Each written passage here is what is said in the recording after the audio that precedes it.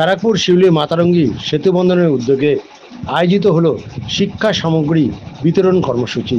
ওই দিন 500 পড়ুয়ার মধ্যে শিক্ষা সামগ্রী বিতরণ করা হয়। রবিবার আয়োজিত হলো এই কর্মসূচিতে উপস্থিত ছিলেন ব্যারাকপুরের লোকসভার কেন্দ্রের প্রাক্তন সাংসদ অর্জুন সিং, সমাজসেবী সায়ন্তন বসু, প্রিয়াঙ্কু পান্ডে। পড়াশোনায় ভালো করতে চান, উনি একটা সংস্থার নাম বললেন যার কর্ণধার আছেন প্রিয়াঙ্কু পান্ডে মহাশয়, ওনার একটা ওয়াইয়ে আছেন সেইখানে সেতু বন্ধনের এখন বরণ করে নিচ্ছি আমাদের সকলের পরিচিত সায়েন্স। নতুন জেনারেশন এরাই আছে, এরাই পথ দেখাবে আমাদের। আপনারা জানেন দেশ খুব একটা বৃহৎ সংকটের মধ্যে আমরা যাচ্ছি।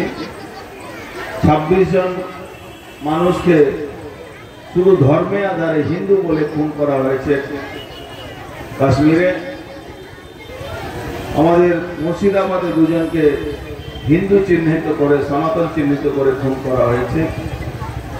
এই জায়গাতে দেশ সত্যি একটা খুব সংকটের মধ্যে আমরা যাচ্ছি।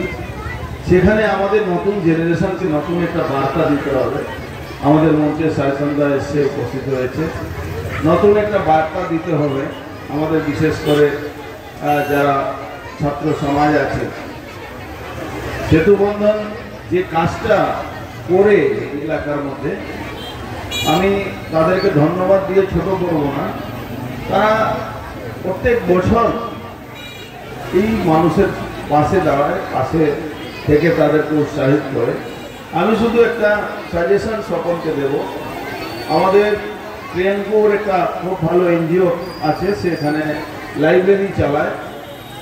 তার মাধ্যমে এই আমাদের মোহনপুর শিউলি অঞ্চলে খুব গরিব পরিবারের ছেলেরা আছে যারা লেখাপড়া করতে চায়, কিন্তু আপনারা জানেন আমাদের পশ্চিমবাংলা সরকারের অবস্থা কি আছে। এডুকেশন ডিপার্টমেন্ট প্রায় জেলের মধ্যে আছে। এডুকেশন ডিপার্টমেন্ট বলে সরকারি স্কুল বলে কিছু নেই বলতে, প্রায় সরকারি স্কুল শেষের দিকে চলে গেছে।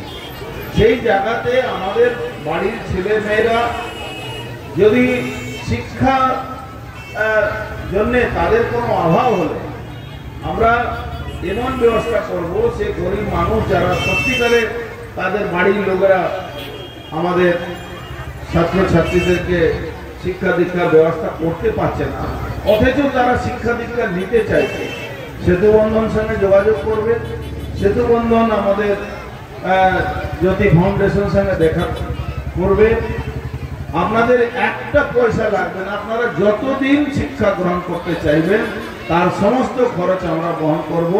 এরকম যদি কোনো পরিবারের লোকেরা আসতে চান তাহলে সেতু বন্ধনের মাধ্যমে আপনারা আসবেন, আমরা আপনাদের পাশে থাকবো।